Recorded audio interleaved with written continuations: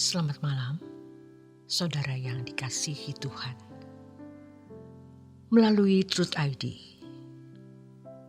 malam ini kembali saya Yohana Ibrahim hadir dengan renungan malam bersama Pendeta Dr. Erastus Sabdono, kali ini dengan tema Kebanggaan Orang Percaya. Menjadi Kristen berarti membawa diri kepada masalah besar. Karena ketika kita menjadi orang Kristen, kita harus mengikut jejak Tuhan Yesus. Jejak Tuhan Yesus adalah pertumbuhan atau progresivitas untuk bisa melakukan segala sesuatu sesuai dengan pikiran dan perasaan Allah. Ini merupakan perjuangan yang bisa terwujud kalau kita melepaskan segala sesuatu. Firman Tuhan mengatakan dalam Lukas 14 ayat 33. Kalau kamu tidak melepaskan dirimu dari segala milikmu, kamu tak dapat jadi muridku. Oleh sebab itu, kita tidak bisa memiliki kerajaan surga, tapi juga memiliki dunia. Kita tidak bisa memiliki Tuhan, tapi juga memiliki dunia. Bahkan, kita pun tidak berhak memiliki diri sendiri dan juga memiliki Tuhan.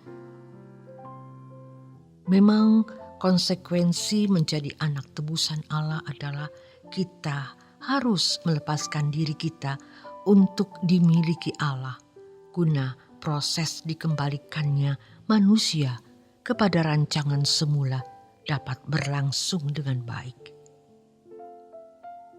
Kalau kita masih merasa memiliki diri sendiri, merasa berhak memiliki kesenangan, merasa berhak memiliki kebahagiaan, proses untuk dikembalikan kepada rancangan Allah tidak akan terwujud atau proses keselamatan itu tidak bisa berlangsung. Dengan demikian, kalau kita memiliki komitmen sungguh-sungguh mau ikuti Yesus, kita hanya memiliki satu saja, yaitu Tuhan. Hanya Tuhan yang menjadi milik kita. Kebanggaan kita adalah memikul salib. Kebanggaan kita adalah menyangkal diri. Kebanggaan kita hanyalah melakukan kehendak Bapa. Kurang dari itu tidak bisa.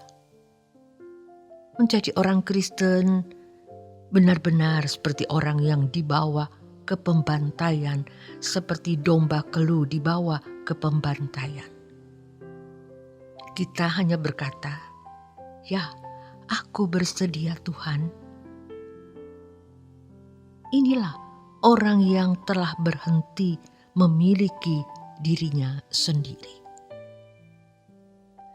Memang proses menjadi orang percaya yang benar ini tidak bisa terjadi dalam waktu singkat karena harus melalui proses yang panjang dan juga menyakitkan. Tetapi proses seperti ini luar biasa indahnya ketika kita dapat merasakan damai sejahtera yang melampaui segala akal di tengah-tengah pergumulan hidup yang kita alami untuk menjadi serupa dengan Yesus dan memiliki pikiran dan perasaan Allah. Akhirnya, kalau dulu kita menikmati dosa, menikmati kepuasan-kepuasan daging seperti kuliner, seks, kehormatan manusia, pujian, sanjungan, uang, kita merasa bangga memiliki ini dan itu. Kita merasa terpandang dengan kedudukan, pangkat, dan lain-lain. Namun sekarang kita bisa menikmati kesucian. Kalau kita menikmati segala sesuatu yang berasal dari dunia ini, kita pasti terjebak dalam kecanduan yang membuat kita makin terpisah dari Allah. Dan kita menggelimir Allah. Kita memisahkan diri dari Allah. Dengan kata lain berarti kita keluar dari hadirat Allah. Tetapi kalau kita sungguh-sungguh mau melakukan kehendak Allah, menjadi orang-orang yang bersedia sungguh-sungguh dikembalikan ke rancangan semula lewat proses yang berlangsung, maka kita bisa menikmati kesucian Allah. Saudara, kesucian itu bisa dinikmati terutama pada saat kita berkesempatan berbuat dosa dan menolak dosa itu. Ketika kita dilukai, kita disakiti, diperlakukan tidak adil, lalu kita berkata, "Baik, ku ampuni kamu. Ku anggap tidak ada masalah." Kita berdoa, "Tuhan, ampuni dia karena dia tidak tahu apa yang dia perbuat." Ini menyakitkan diri kita, tapi sakit yang kita nikmati itulah kesucian. Ketika kita karena jujur menjadi miskin, karena jujur kita tidak punya rumah bagus, karena jujur kita tidak punya kendaraan, tetapi kita menikmati kesucian itu. Ketika tertindas, diperlakukan tidak adil, kita menjadi terbelakang, kita menjadi orang yang diinjak-injak, tetapi kita menjalani dengan sukacita karena kita tidak mau berbuat dosa. Di situ kita menikmati kesucian Allah. Dalam keadaan menikmati kesucian Tuhan, kita seperti diangkat terbang tinggi.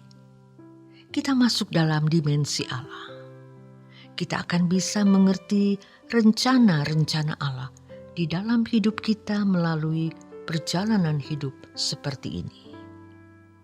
Baru kita bisa mengerti apa artinya krek atau menyatu dengan Allah. Kita baru bisa mengerti karena mengalami apa artinya Allah itu hidup, Allah itu nyata. Sebenarnya banyak orang Kristen yang tidak yakin Allah itu ada, termasuk para teolog yang berbicara tentang Allah.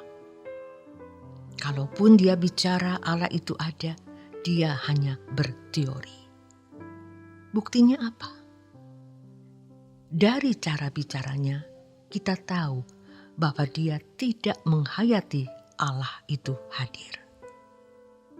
Ketika kita diberi kesempatan oleh Tuhan untuk berbalik, tapi kita tidak berbalik, maka kita tidak akan pernah mencapai kecerdasan rohani seperti yang Allah kehendaki. Itu berarti kita tidak pernah mencapai keselamatan yang Tuhan kehendaki. Dan orang-orang yang gagal seperti ini memang belum tentu masuk neraka, tetapi mereka tidak akan berkesempatan menjadi anggota keluarga kerajaan Allah. Mereka tidak akan berkesempatan untuk dimuliakan bersama dengan Yesus. Sebab orang-orang seperti ini tidak bisa diajak menderita bersama Tuhan. Tidak akan pernah bisa. Jangankan menderita untuk Tuhan, menderita untuk orang lain saja tidak bisa. Orang-orang seperti ini akan menjadi egois. Dengan kecakapan dan kecerdasannya, ia meraih segala sesuatu hanya untuk dirinya sendiri. Dan sebenarnya, orang-orang seperti ini belum menjadikan Yesus atau Allah sebagai Tuhan.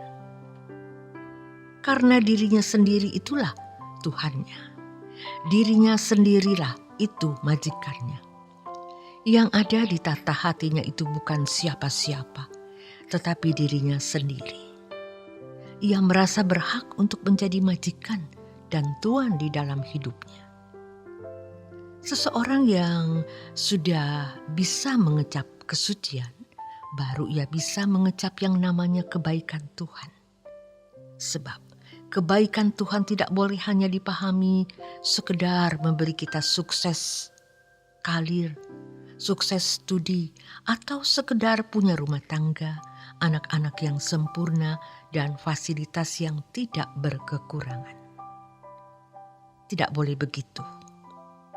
Kebaikan Tuhan harus kita maknai ketika kita bisa mencapai kesucian Tuhan dan ketika kita bisa menikmati damai sejahtera Allah yang melampaui segala akal. Itulah puncak, fokus, dan proyeksi yang benar. Kita mencapai persekutuan dengan Allah yang ideal. Di situ baru kita mengenal Allah. Seseorang dikatakan mengenal Allah adalah ketika ia mengalami perjumpaan dengan Allah. Disitulah sebenarnya dia benar-benar memiliki iman yang sejati. Dia mengerti Allah itu hidup, Allah itu nyata. Ironis, banyak orang berdebat tentang Allah, namun sebenarnya mereka belum betul-betul menghayati Allah. Bagi mereka, Allah hanya sekedar menjadi barang dagangan. Allah dijual. Sementara dia sendiri hanya memiliki Allah dalam fantasi. Allah dalam imajinasi. Buktinya, kalau orang itu masih dalam tahap ini, hidupnya tidak bersih. Takut menghadapi segala keadaan. Tidak rela berkorban untuk Tuhan. Namun sebaliknya, kalau seseorang menghayati Allah itu hidup, dia akan rela berkorban tanpa batas. Selanjutnya orang tersebut pasti senang untuk bertemu dengan Tuhan karena ia telah selesai dengan dirinya. Dan kematian menjadi sesuatu yang membahagiakan, bukan menakutkan. Kebanggaan kita adalah memikul salib, menyangkal diri, dan ketika kita hanya mau melakukan kehendak Bapa, kurang dari itu tidak bisa. Selamat menikmati malam Anda menuju keperaduan malam. Tuhan Yesus memberkati.